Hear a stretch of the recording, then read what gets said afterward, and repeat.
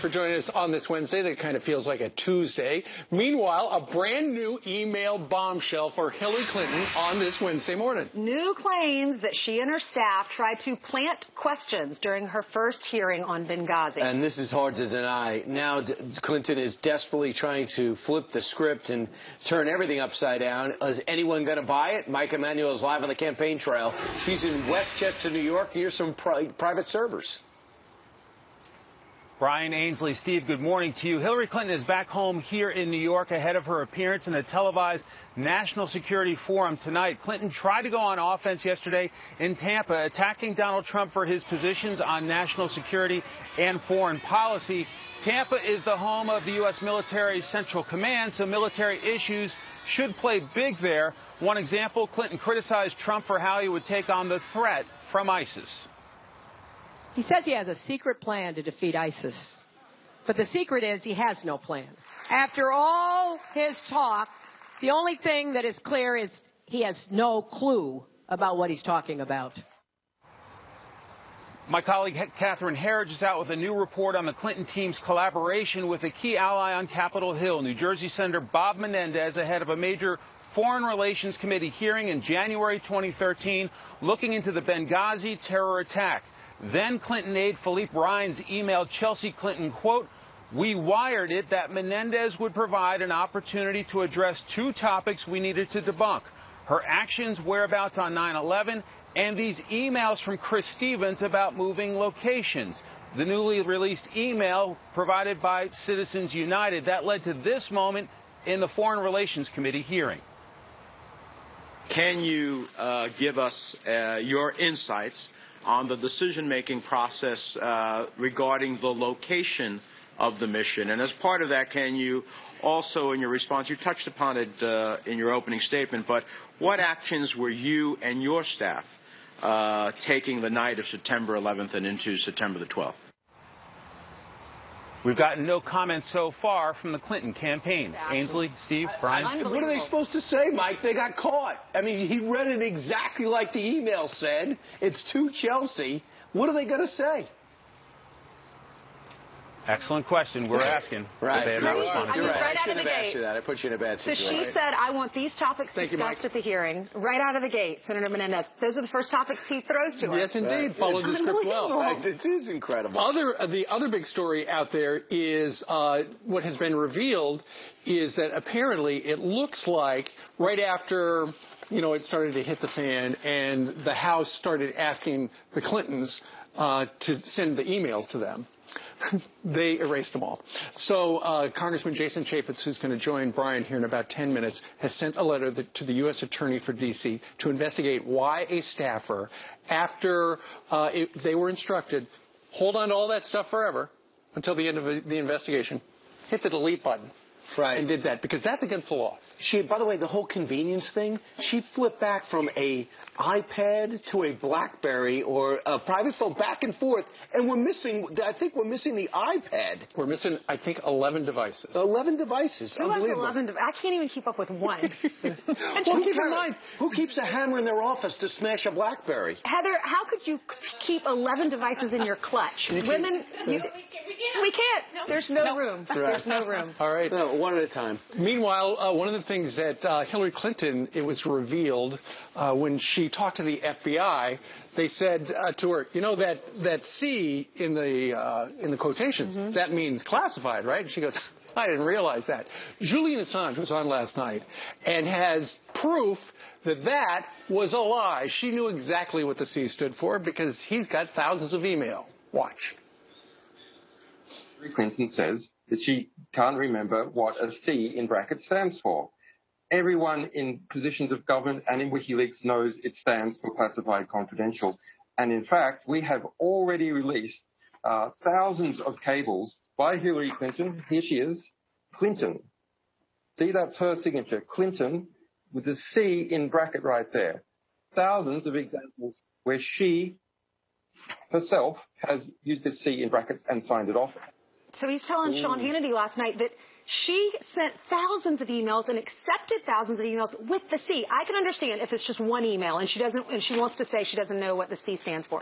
But thousands, her husband was president, she's been in politics for years, she knew what she was doing. Plus, also, apparently, she used the C in the brackets. Exactly. And so she knew what it meant. Nancy Pelosi made an effort yesterday to get Paul Ryan, the Speaker, to agree in a bipartisan way not to make public any of these hacked emails. Anything that's so we can't see them. Yeah, so we can't see them. I'm sure that's politically motivated, but nobody here on this couch supports what Julian Assange does. He's already done countless damage to us by combining with Bradley Manning, now in jail. What's his? Yeah, Chelsea Bradley, now in jail. And by releasing all these cables that did a lot of damage to us internationally. So we're not pro-hacking, but we're trying to say no one doubts the authenticity of what's going on behind closed doors. Exactly. All right. Meanwhile, a couple of days ago in Cleveland, Hillary Clinton had in total a giant cough-a-thon that lasted about 4 minutes. 2 minutes there in front of Tim Kaine, who's standing back there watching her cough, and then did nothing. And then on an airplane later. This was a big story on Drudge and other outlets. However, the mainstream media, not so much. We asked our brain room to do some checking into the first 2 nights, Monday and Tuesday. How much did they cover that? The coughing fits? 15 seconds on ABC on Monday night, nothing on Tuesday. Look, NBC didn't cover it at all. CBS didn't cover it at all either. And on social media, when NBC did do something, they got rebuked for doing it from the campaign. Hillary Clinton struggles to fight back coughing attack is what was out there. That was the NBC story that was put out by Andrew Rafferty, who's an NBC correspondent. He put out a 5-paragraph report. Right. And Dan Pfeiffer, what is his title with the campaign? Dan I didn't know he was. Was an Obama former senior advisor. Was. So he tweets this out. We'll be very curious to see whether NBC tries to justify this crap or just does this right thing and does the right thing and apologizes. Then you got Hillary's campaign guy, Nick Merrill. He writes, "Get a life." To the reporter. Listen, the headline only said Hillary Clinton struggles to fight back coughing attack. It's not even that bad. And it's been pointed out, too, the headlines of one story with John McCain. John McCain, most think, will not survive a second term in the White House when he was running for president. Good point. Yeah, they were all over him with his help. So it looks like all the pushback, it's press intimidation. You write a story about Hillary Clinton. However, if you go to the Drudge Report, every day he said stuff questioning, her health and stuff like that. These reports weren't even close to that, and yet Andrew Rafferty over at NBC really took some flack. She had 2 coughing fits in one day. 4 minutes. Did not report it. 4 minutes. Anyway, what do you think about that? Email us friends@foxnews.com. Hillary Clinton may not be out of the woods just yet when it comes to her emails. Republican lawmakers now pushing to reopen the investigation after the FBI notes revealed that its IT staffer deleted Clinton's email archives after the House Benghazi Committee's order that Clinton keep all her emails. So what happens next? House Oversight Committee Jason Chaffetz is leading the charge for a new investigation. He joins us now. Chairman, what bothers you most about this? That the House had been asking for documents. They're federal records. They're not Hillary Clinton's emails. They're federal records. And more than 2 years after she left office, suddenly, when the subpoena's in place, preservation order's in place, you have this high-level meeting with David Kendall, with Cheryl Mills, the top lieutenants there for Hillary Clinton. This is roughly March 25th of 2015. A couple days later, we don't know exactly what time, but within days, certainly less than a week later, there is a work order at Platte River Networks, and then these documents are destroyed using BleachBit, nonetheless, a tool to erase everything, and these are federal records that were under subpoena. But the FBI knew this, saw these chain of events, and did nothing. Well, that was curious. When we had our hearing with Director Comey, I asked him very specifically if he had looked at what Hillary Clinton had said under oath, and he said he never even looked at that type of thing, didn't even take it into consideration. So the House of Representatives got to stand up for itself. I'm tired of Congress and its feckless, just sending off letters and not doing anything. We actually have some equities here that we have to protect, and to protect those federal records. Just the whole system. If you could tell someone not to do something and they do it and there's no ramifications, what good is it to have super committee or have any of these committees? I want to bring you to what Hillary Clinton said yesterday in response to your calls for more hearings. Do you have any concerns that emails were deleted after they were already supposed to be preserved, and did you ask for them to be deleted? No, of course not. I have no concern on either count. None. And neither did the FBI. The congressman calling for more hearings is just a perfect segue because, you know, the FBI resolved all of this. Their report answered all the questions. The findings included debunking his latest conspiracy theories. I believe I have created so many jobs in the sort of conspiracy theory machine factory because, honestly, they never quit. Between the smashing of the BlackBerries to the smashing of to the disappearing iPads, we're just getting to the surface of this, yet the FBI closed the book, Chairman. Well, he said he never actually looked at what she testified in front of Congress. So I don't think Hillary Clinton gets it. The fact of the matter is they did not look at this. And the House of Representatives, also a branch of government, also gets to look into this. Of course we're going to do hearings. We're going to get to the truth of this. We're going to see. The FBI, since that time, has come out and said they found 14,900 more emails. The Associated Press is suing the State Department because they still can't even get Hillary Clinton's calendar from 2009. So there are a lot of documents and things out there the public has a right to have. They're federal records. They're not her emails. And we are going to get to the truth. You wonder why she's lost about 12 points in the polls in 3 weeks. Chairman Jason Chaffetz, next thing you know, we'll be seeing you and James Comey soon because you're going to be called out Comey for this, right? Not necessarily the director. We got hearings. We got one on Thursday about the Freedom of Information Act. We got Monday where we're going to drag up the ODNI. We're going to bring up the a representative from the Department of Justice. So there will be a series of hearings. Absolutely. All right. Thanks, Congressman Chaffetz. Thanks so much. Thank you. You heard Heather's last story. I mean, to each his own. It's something I wouldn't do.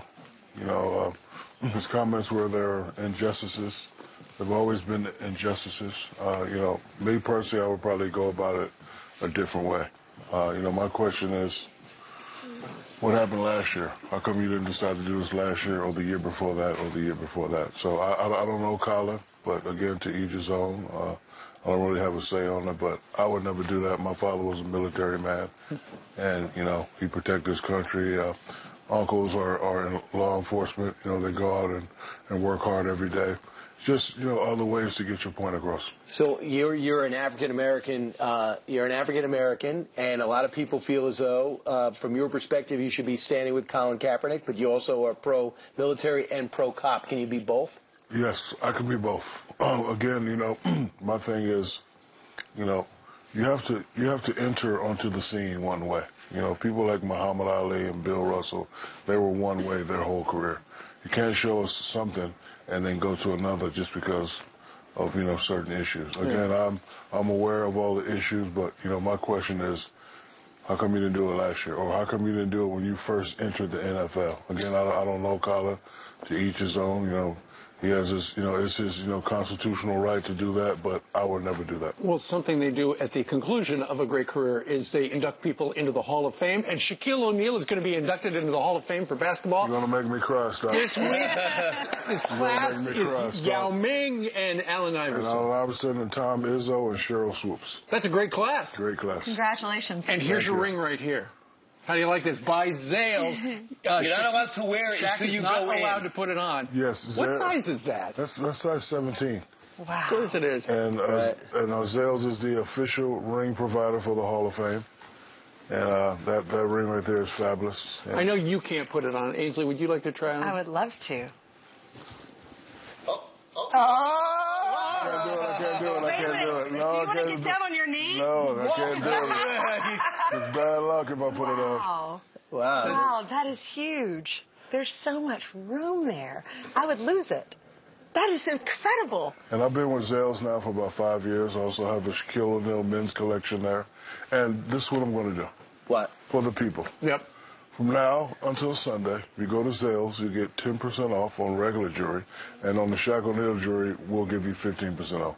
Wow. Well, you have the power to do that from the Yes, couch? I do. Yes, I do. Wow, but the power vested in you. Yeah, from now to Sunday, though. Right. The Zale sale. Yes, Shaq, the you Zales know, sale. a great personality, a big personality, but I remember even you were broken your rookie year, happy Orlando was to have you, Miami would have you, and so Los Angeles. Did you envision this day from day one? Yes and no. My father taught me as a youngster that if I followed his plan and if I go out and play with passion and energy, that this day would happen. I never really thought about it, but I just wanted to make him happy, make my mom happy, make the fans happy, and just go out and play with a certain type of energy. I think you've done that. But- last night, oh, go ahead. I'm sorry. But ever since day one, ever since being a youngster, everything that my parents told me would happen has happened. So little kids out there, make sure you listen to your mom and dad. Oh, that's such great advice. Last night I was at the U.S. Open, and saw we're you. watching the game. And you look we're watching fabulous. the match. Thank you. And I was super fabulous. And I was sitting behind the photographers, and the moment Incredibly your face, fabulous. you're sweet. The moment his face came up on the big board, all the paparazzi turned immediately to the box where you were sitting, and you can't hide. There's no way you can hide. The whole crowd, instead of watching the match, started watching you. But I wasn't watching the match, I was watching you. Look at You this. look fabulous, as always. Of course, because you're so tall, it's very helpful when you're in the professional basketball league. What is the one downside to being 7'1"? Nothing really. No? You know, when I was young, I always wanted to be same size as my friends, and I think it helped me to become an incredible athlete because my friends would go out and flip and jump off roofs and jump off poles, and I wanted to be little, so I did whatever they did. So all my little friends, thank you. Hey, Shaq, you also said that you really never displayed your whole game, that you have great dribbling skills, but you Yes. never asked to do that. Do you regret that? Oh, a little bit. You know, like I see these guys stepping out, shooting jumpers. I actually had that, but I never got a chance to go to it because I got doubled and a triple team. But overall, I'm pretty happy with my career. Fantastic. I would say that's why you're going into Springfield, and in all seriousness, an incredible accomplishment, and it's going to be a great moment. And for you and your family, it's going to be special. Are we going to walk around the block, me and you? Yeah, we're going to do the celebrity stroll. Yes. Yeah, we're going to do that Great today. And I will get absolutely no attention. Go to Zales and get some of the Shaquille O'Neal collection. right. It's on sale Go to today. Zales. So today, again, from now until Sunday, regular jury 10% off, Shaq O'Neal jury 15% off. All And right. I have the power to do that. You do have the power to do it. Great to see you. Great friend of Thank you, Shaq. Shaq. All right. Hey, Steve, if we turn an ankle, Shaq should actually fill in for us because the chemistry between these two is unquantifiable. Would be less news channel and more schmooze channel. Oh, good one. All right. Hey, coming up next with Shaq's approval. We are back with the latest from the campaign trail. You think people are interested in this election? Donald Trump heading into hostile territory tonight as he and Hillary Clinton appear back-to-back in a military forum in New York. Meanwhile, Fox News senior national correspondent John Roberts is live in Philadelphia with what we can expect in the coming day. Hello, John. Good morning to you, Steve, Brian, and Ainsley out in front of the Union League here in downtown Philadelphia, where Donald Trump will be speaking at 11 o'clock this morning. His military advisors expect that he could get a bit of a rough ride at that Commander-in-Chief's Forum tonight in New York City. It is being hosted by the Iraq-Afghanistan Veterans of America organization, which has been less than kind to Donald Trump, telling him back in January they wanted no part of the money that was coming out of that fundraiser that he held for veterans in Iowa, and still actively circulating a petition online demanding he apologize for what he said about John McCain about a year ago. So his military advisors wanted him to lay down some markers in speeches yesterday in Virginia Beach and in Greenville, North Carolina, and then again today here at the Union League to talk about his plans for the military and foreign policy and compare and contrast what he would do with what Hillary Clinton's record shows that she would likely do. Listen to what he said in Greenville, North Carolina last night. Hillary Clinton favors what has been called military adventurism, creating power vacuums filled by terrorist groups like ISIS. I believe in a foreign policy based on our national interests that focus on American security and regional stability, instead of using our military to create democracies in countries with no democratic history. So what Donald Trump will be talking about today here at the Union League in Philadelphia is a number of different points. Rebuilding the military. He'll talk about ending the sequester, how to pay for ending the sequester and upping the military budget, as well as ending the policy of regime change and building democracies abroad in places where he says democracy might not work. He'll also be talking about missile defense. And we're also going to get, Ainsley, Brian, and Steve, this morning, the latest fundraising numbers from the Trump campaign for the month of August. Donald Trump yesterday predicting a big number, though so he admits a lot of the money that went into the pot was out of his own pocket. But we'll see if he can match what Hillary Clinton brought in, which was well over $100 million, with about $60 million of that going to her campaign. Back to you. The fundraising numbers are going to be huge. All right, John Roberts, we thank you very much. Huge. Alberto Gonzalez served as one of George W. Bush's top aides on September the 11th, 2001, and as Attorney General, he was at the center of the emotional debates over how to tackle the very complicated war on terror. Now he has written a brand new book. It has come out yesterday. It's called True Faith and Allegiance, detailing the administration's crucial choices surrounding September 11th. And joining us right now is former Attorney General Alberto Gonzalez. Good morning to you. It's good to be back in New York City. What a great town. No kidding. Of course, it was 15 years ago this Sunday here in New York City and in Washington, D.C. at the Pentagon that, tragedy struck. It's hard to believe it was that long. What's your primary remembrance when you go back to that day in your head? Actually, it's that evening. Karen Hughes and I, Karen Hughes was the communications director. We stood on the Oval Office porch and watched as Marine One landed, bringing President Bush home that historic day. And I remember thinking or wondering, what would I see in his face? Both Karen and I had worked for Bush when he was governor of Texas, so we've known him for a while. And so as soon as he got off that helicopter, he walked toward us. We greeted him, and he sort of acknowledged us and just walked straight into the Oval Office. And when I saw that face, I knew we were going to be okay. He was determined. He was angry. But he knew that he had a job to do to protect his country. Mm-hmm. And ultimately, to protect the country, some decisions were made. One of them, waterboarding. That's one of the things that you talk about in your new book.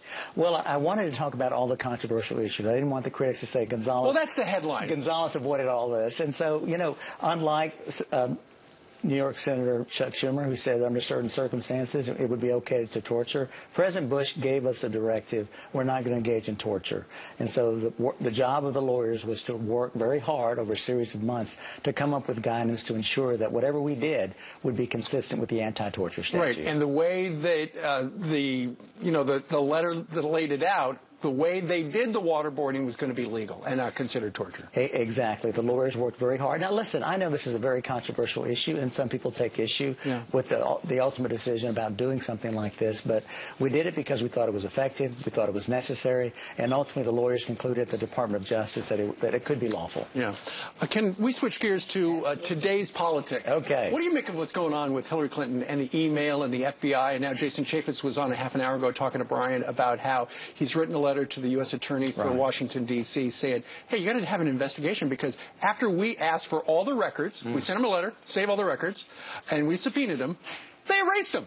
Yeah, I don't know what the FBI looked at, what their investigation included. But that is clearly against the law, isn't it? Well, because typically Congress or the FBI or an investigator will give you notice. You have to preserve all information and all evidence, and after that, you could be charged with obstruction of justice. So I don't know what I don't know. That's when people ask, what do you think about what's going on here? I don't know what I don't know, but I can understand why some Americans, many Americans, are frustrated. They're mystified about, well, how could this be? How could someone do this and get away with it? Weren't any laws broken here? But again, I don't know what I don't know. I wish I had more information, and then I could give you a more intelligent answer. Have you figured out what you're going to do on November 8th when it comes to voting? I'm still making up my mind. Because I heard you last night, and you said that. You haven't decided yet. I'm still making up my mind. That's why isn't that the reason we're going to have these 3 presidential debates? To try to get more information, try to inform the American public. I want to see Donald Trump and Hillary Clinton standing side by side answering these questions. See, I just figured you would be an automatic Republican vote. Well, I believe in Republican values, no question about it. There's a lot about the party that I believe in, but I think all of us, all Americans, need to look at each of these candidates and decide who is best to lead this country, who is best for me and my family. At the end of the day, I'm going to do what's best for me and my family. Okay, well, you'll be watching Fox News Channel, we hope, on the night of the debates. Absolutely. All right, the new book is called True Faith and Allegiance. Alberto Gonzalez, the former Attorney General of the United States. Thank you, sir.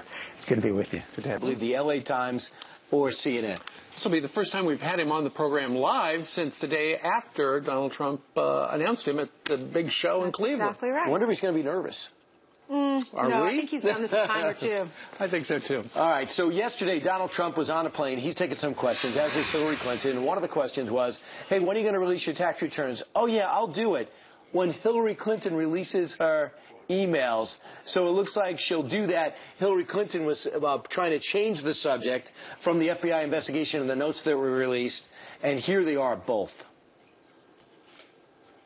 Clearly, his tax returns tell a story that the American people deserve and need to know. And if he's going to pursue this campaign, he owes it to the American people to come clean and release those tax returns. Nobody cares about it except some of the folks in the media. Nobody cares about it. How does she talk about my tax returns? She has 33,000 emails that she deleted. When is she going to release her emails? She probably knows how to find it. Let her release her emails, and I'll release my tax returns immediately.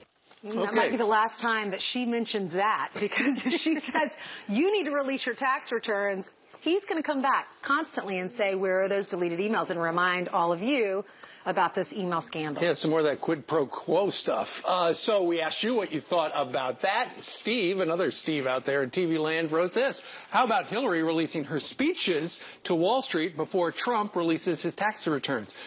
I don't care how much money Trump made. I do care about Hillary and how much money she made and their money.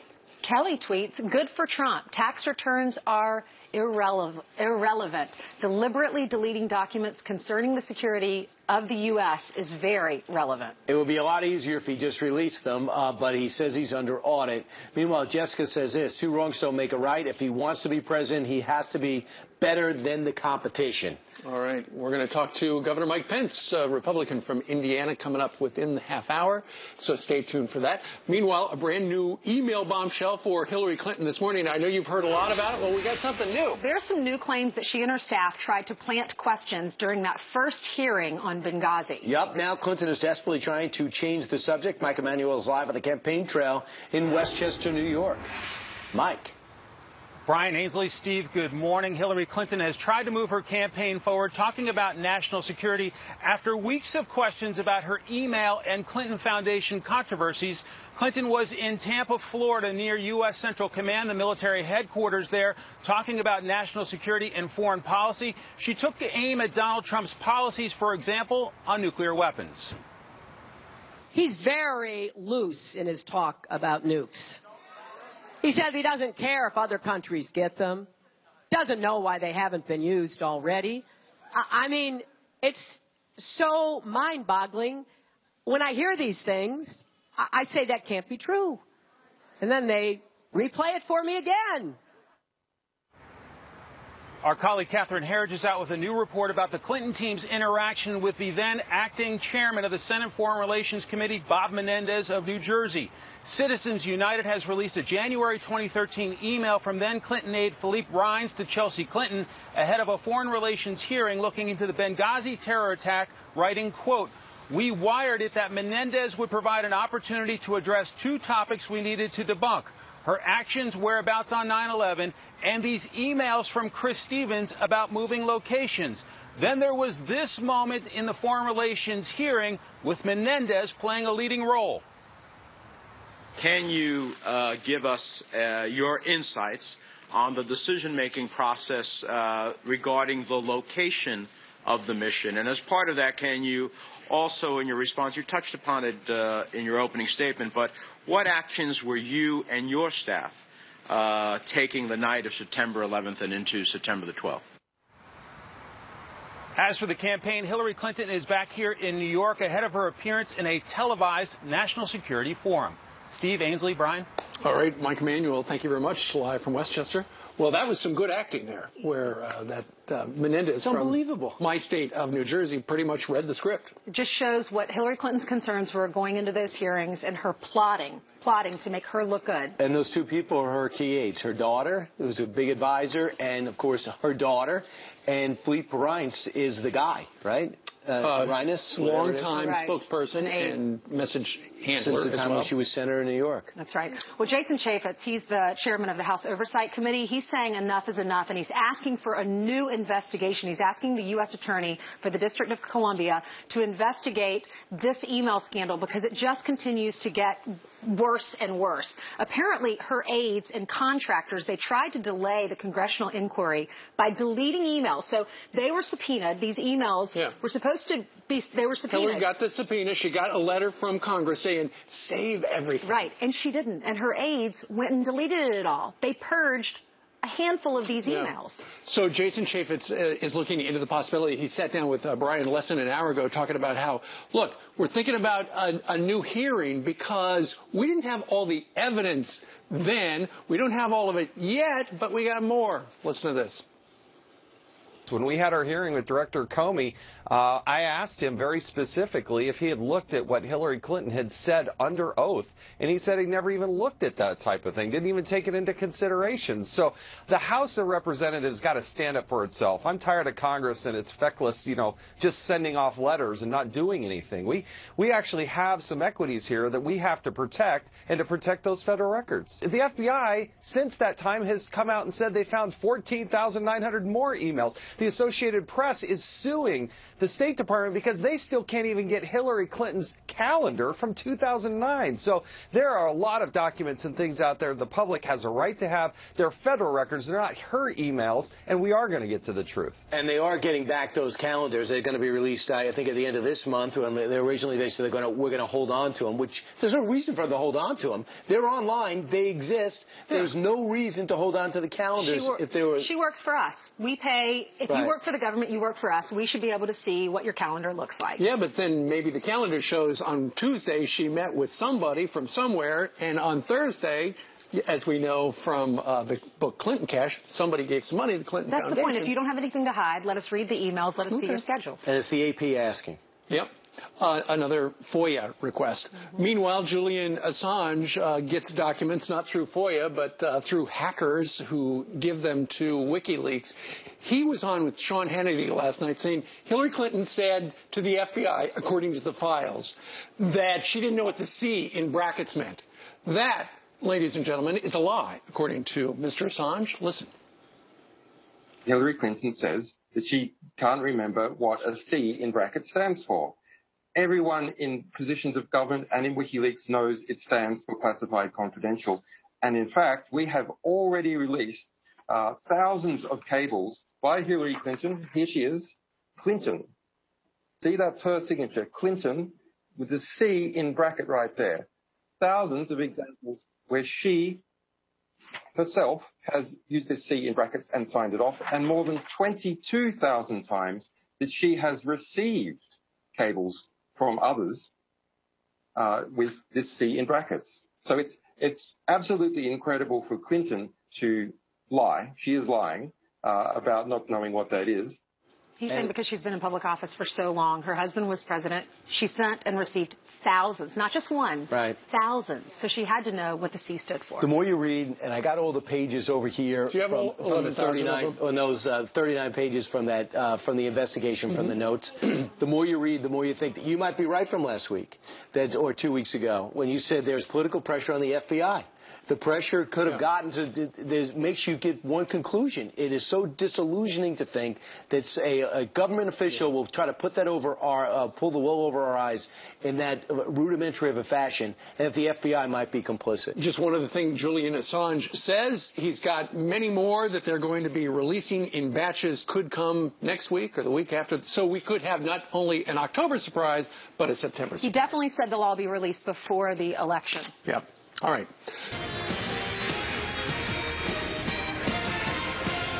327. That's how many times Hillary Clinton and her aides were unable to recall facts about the private email server setup, including details around its setup and whether Clinton asked permission to use a personal email account at all. All important questions. All right, here with his reaction, Daniel Halper is the Washington, D.C. bureau chief of the New York Post. Daniel, you put this number together. Are you stunned by it? Yeah, it's very, very high, obviously, higher than anybody, I think, would guess. The Republican National Committee, they scoured the transcripts of various depositions, FBI notes from 4 Clinton aides, including Hillary Clinton, Cheryl Mills, Huma Abedin, and Patrick Kennedy, and they came up with this number, 327 times when they were asked a certain question, and all of a sudden they were hit with amnesia. So it's kind of convenient for them not to remember key facts in this investigation, and I think it's interesting that we're just learning about this now. Key embarrassing facts, Daniel. You know, some of these people were attorneys, and if they told something that would harm Hillary Clinton's chances to be president of the United States, that would blow everything up. Yeah, at least half of them are attorneys. It's interesting. If you talk to any attorney, if you talk to any prosecutor, they would tell you, well, of course anybody, the subject of a criminal investigation is going to tell you they can't remember or they didn't or deny anything. What's interesting about this case in particular, I think, is that there was a lot of deference given to their word. So the fact that when Hillary Clinton says she doesn't know that C stands for confidential or classified on these markings on some of these notes, why is she believed? Why is the assumption that she is telling the truth? Why isn't the assumption that she isn't, and looking for further facts to perhaps bolster that case? I think lots of subjects in criminal investigations were never given the benefit of the doubt. It's interesting that these politically connected, powerful people have been. What about the benefit of having Cheryl Mills sit in on your interview? Why was that allowed? Why was she allowed to storm out and not come back? Well, it's interesting because Cheryl Mills was Hillary's lawyer, right? So, of course, you're allowed to have your lawyer present. The weird thing is she was also a subject of this criminal investigation, so it's kind of strange and perhaps unheard of for that connection to be allowed for both the lawyer also to be the subject, and so for her to be able to hear multiple interviews and hear what's going on. It's not common practice. Then again, maybe they don't know the answer, and maybe they don't recall. Maybe they weren't in on the decisions, but nonetheless, when you look at the number, it's like, whoa, that's some number. We'll never know. That's the problem. We'll never know what she really believes, what she really knows. Unfortunately, investigators didn't see it worth pursuing the facts outside of it. We can only, they took their word at face value. Jason Chaffetz isn't stopping. The chairman of oversight says he's going to start looking into it because of things like that 327 number. Daniel Halper, thanks so much. Thanks, guys. All right.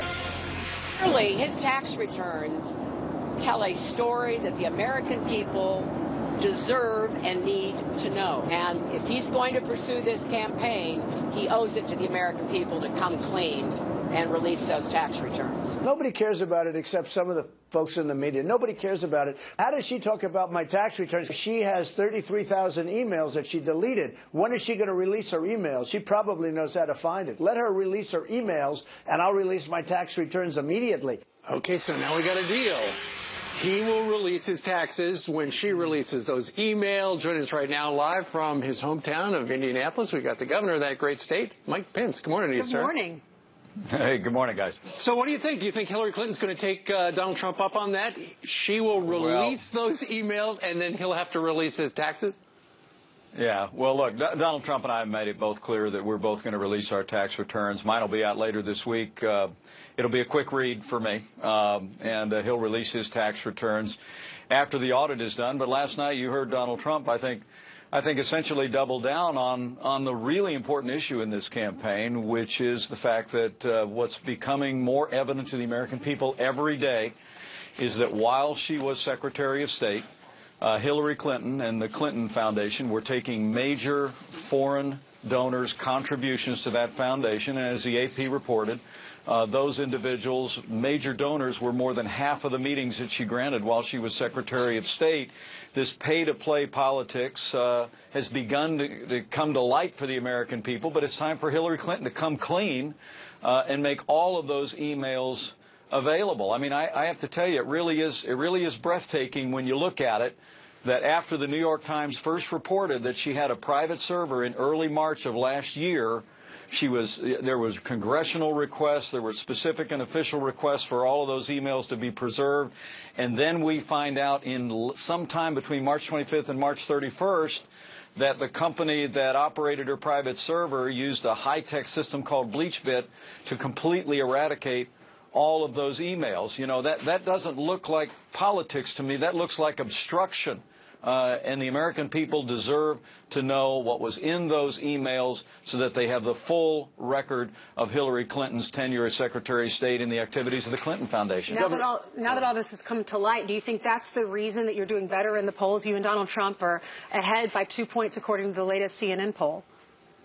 No, I think the reason that Donald Trump is catching on all over America, now evident in the polls, is because of his message. I mean, you know, Donald Trump and I are campaigning all across the country. Earlier this week in Ohio together. I'll be in California the next 2 days. He's last night in the Carolinas. You know, the message that Donald Trump is delivering to make America great again, focusing on security, on prosperity, on the Supreme Court of the United States, and on ensuring that we have the highest standards of integrity and the highest office in the land, is connecting to the American people. We're winning more hearts and more minds every day, and I think November 8th is going to be a great, great victory for all the people of this country. Governor, if you look inside the numbers, and I know you do, if you want to be victorious, you have to be the first to do something Republicans have traditionally maybe taken for granted, and that's win over white, college-educated voters. You're losing in 30 of the 50 states by a substantial margin. What's not resonating? Well, look, I actually think it's still early in this election. I mean, we just passed through Labor Day. We were canvassing, both campaigns were canvassing across the battleground state of Ohio. And now, quite frankly, I think people all across the spectrum are really beginning to focus. Undecided voters are beginning to focus. And I think they look at Donald Trump, who's now laid out a plan to get the economy moving again, to end illegal immigration, to name and to confront and to destroy ISIS and radical Islamic terrorism as a threat to the world. You know, this entire agenda is resonating with people across the country. All we get from Hillary Clinton and Tim Kaine is insults, but insults are not a plan. And the American people are responding to the positive agenda Donald Trump has to make America great again, and I think you're going to continue to see great momentum in this campaign. Well, Governor, I think a lot of Americans are embarrassed by the fact that on the world stage, America looks kind of weak. I mean, we've been showing these images of the little Iranian boats harassing the big American ships. Over the weekend, we saw the Chinese wouldn't bring out the special American staircase. They wouldn't roll out the red carpet. The president had to take the back steps in the back end of the airplane. How, if you... What about the Philippine president saying disparaging terms about President Obama? How do we reestablish respect around the world? Because right now it's sorely wanting. Well, there's no question the last 7.5 years of Barack Obama and Hillary Clinton's leadership on the world stage has weakened America's place in the world, and it's eroded American credibility. The way we restore American credibility is by electing a president who will command the respect of the world. All of those incidents that you talk about just in the past week all demonstrate that whether it be the vulgar diatribe of the president of the Philippines or the unwillingness of people working on the tarmac in China to roll the staircase up to Air Force One, I think they really give evidence of a lack of respect for this president and a lack of respect for this country that is totally unacceptable. Now, Hillary Clinton's comment I saw in the New York Times this morning was that you know, with the refusal to roll the staircase up, that Donald Trump's pledge that we would have just shut the door and flown the plane off. She said something like, well, you got to get off the plane and do the work. No, Hillary, what you have to do is command the respect of the world.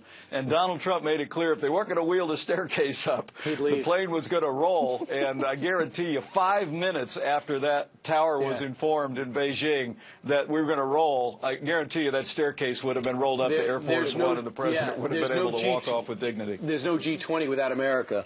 Now, Governor, Hillary Clinton was on her plane. We've seen this over the last few days. And one of the reporters who was in the back had an orange and wrote in a black Sharpie, who would you rather have dinner with, Donald Trump or Putin? You can see it there. Rolled the orange down the aisle of the plane up to Hillary Clinton, and she rolled it back, and she circled Putin. So it doesn't look like you guys are going to have dinner with her anytime soon.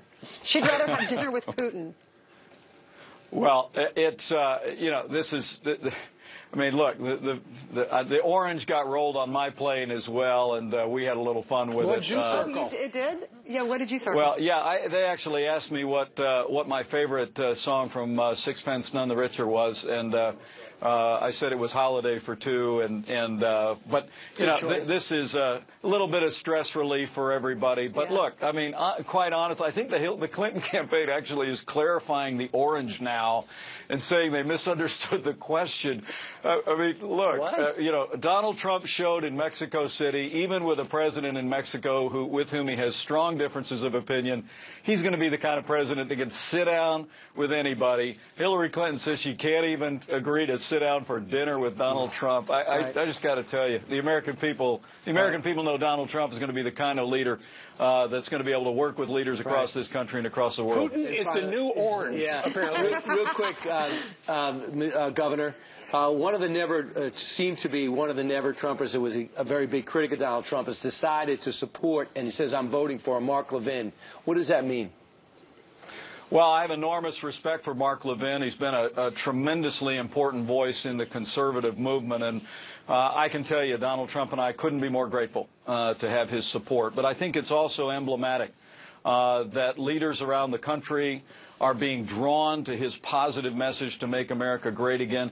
Donald Trump and I are going to continue to travel across the country, not with a series of speeches that are essentially predicated on insults, but a series of speeches that focus on where the American people are focused, and that is on jobs and on security, on ensuring the strict constructionists are appointed to the Supreme Court of the United States, and that we're going to have a president that will uphold the highest standards of office in the highest standards of integrity, rather, in the highest office in the land. That message is resonating.